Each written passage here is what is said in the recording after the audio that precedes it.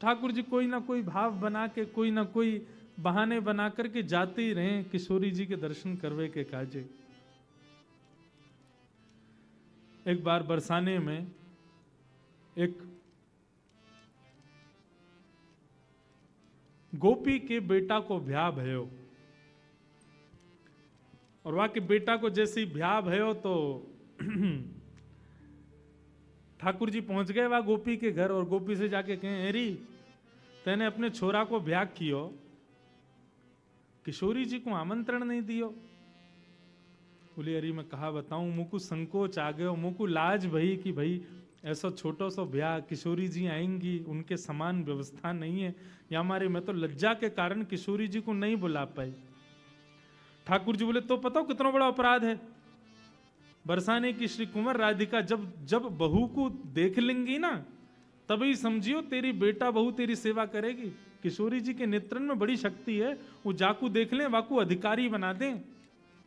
गोपी बोली, अच्छा तो कहा करना चाहिए, मुझको बताओ।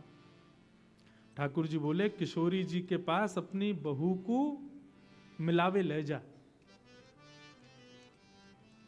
अच्छा, कहीं नाराज? अरे नहीं, किशोरी जी तो बड़ी दयालु हैं, बड़ी कृपालु हैं, वो कभी नाराज थोड़ी है सके। लेकिन हाँ, यदि तू अपनी बहू को नहीं लेके जावेगी तो या तो दो हानि होंगी। ऐसा भी है सके कि किशोरी जी श्रमित है जाए, नाराज है जाए, भाई बताओ ब्याह है, हमको बुलायो नहीं, और दूसरों तेरी ये बहू सदा अभागी रहेगी, अयोग्य ही रहेगी, किशोरी जी की दृष्टि नहीं पड़ी यहाँ पे। गोपी बोली, तुम ही बताओ कहा करूं। बोले, जा अपनी बहू को मिला के ला, लेकिन वहां से पहले किशोरी जी से एक बार आज्ञा लिया, जब उनको समय हो तब ले जाइयो। गोपी गई, जाके किशोरी जी से क्षमा मांगने लगी, श्यामा जी मेरे बेटा को ब्याह भयो, लेकिन मैंने आपको आमंत्रण नहीं दियो। किशोरी जी बोली, कोई बात ना है, ठीक है, अब बता तू अपनी बहू को लेके कब आ रही है।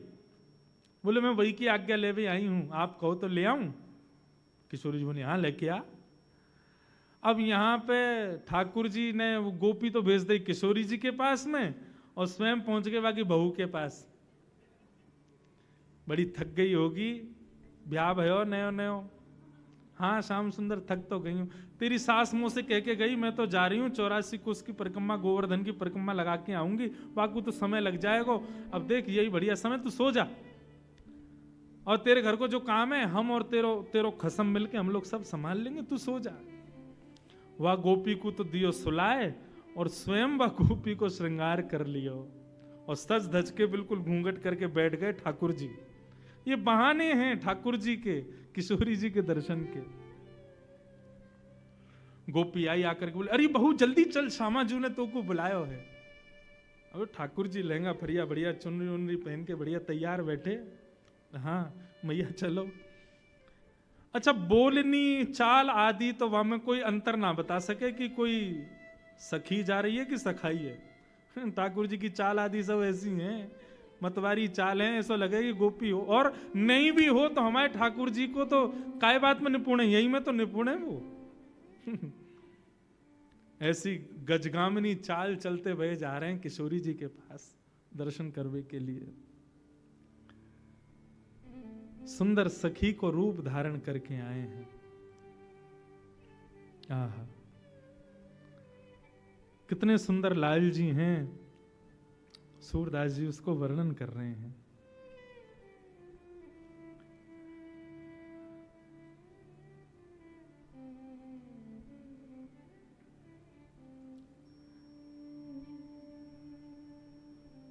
ठाकुर जी ने जैसी बरसाने में निज महल में प्रवेश किया, ठाकुर जी की चाल देख करके, ढाल देख करके, उठवे बैठवे के तरीका, अभी मुख तो कोई ने देखो ही ना है, लेकिन चाल आदि इन सब में ही इतना आनंद भयो कि किशोरी जी की सब सखियां निहाल हो गई।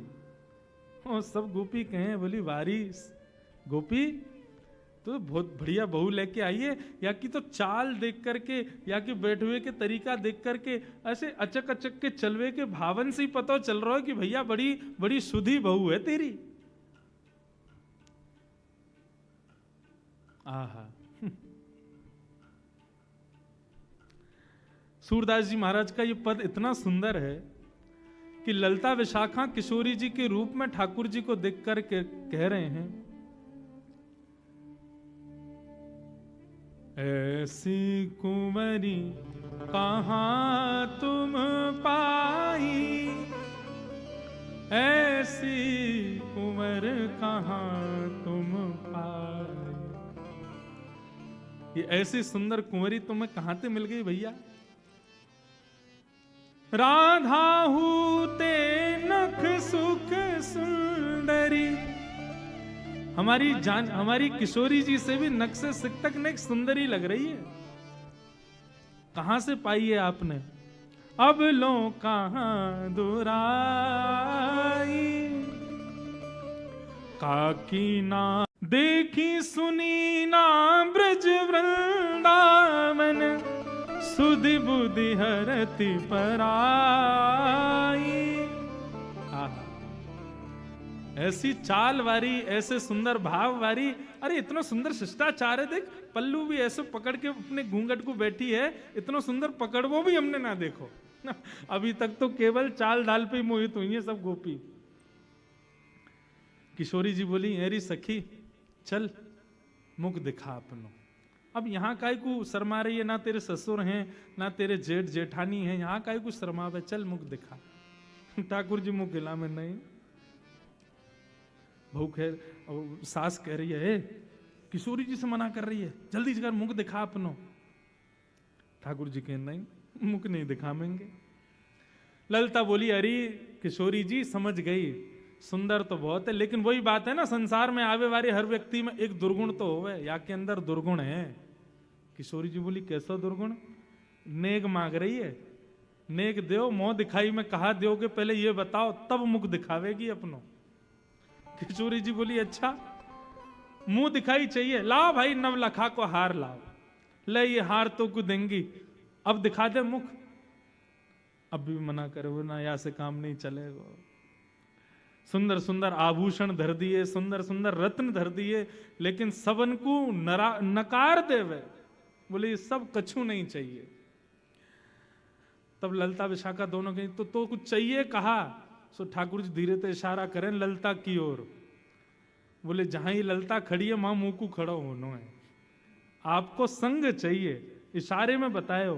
किशोरी जी बोली, अच्छा निज महल में निज सहचरीन को संग चाह रही है। सोई ठाकुर जी से रिलाया, बोले हाँ यही चाहिए। बोले अच्छा ये चाहिए तो हम तो को निश्चित प्रदान करेंगे। धन्य सुहाग भाग है या को, यह जुवतन की मन भाई, सूरदास प्रभु हरिष मिले हंसी, ले उर कंठ लगाए।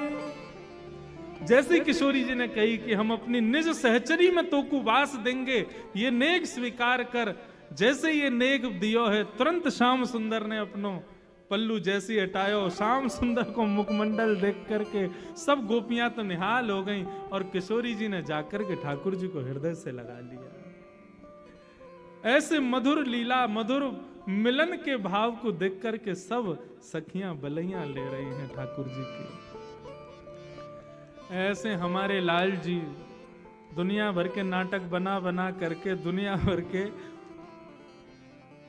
भाव निर्मित करके किशोरी जी के दर्शन करवे जाओ। ऐसी श्याम सुंदर की मधुर लीला हमारे ब्रज में सुनाई जामे।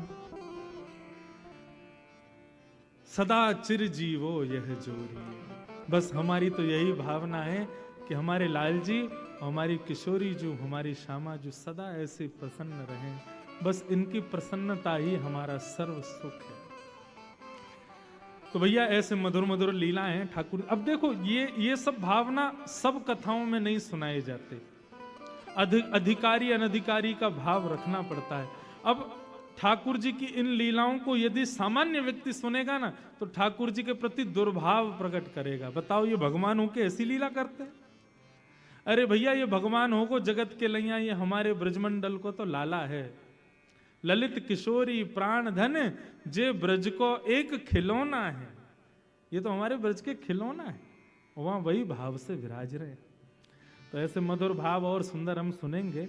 एक सुंदर आपको प्रति प्राप्त हुई है सब लोगों को। नित्य इस कथा के विश्राम दिवस में हम लोग इस भाव को नित्य गाएंगे। 2 मिनट सब लोग इधर देखो। जिन लोगों को मिल गई है वो बढ़िया है, जिनको नहीं मिली वो बगल वाले को शेयर करा दी हैं। सब लोग एक दूसरे के भावों को देख करके साथ में गाना। इस भाव का सुंदर यह भाव है कि वृंदावन के सप्त निधियां इसमें प्रकट हैं। सब लोग इधर देखो, इधर देखो, नेक सुनते लो बात, जब गावे तब देखियो नीचे। हमारी किशोरी जी ने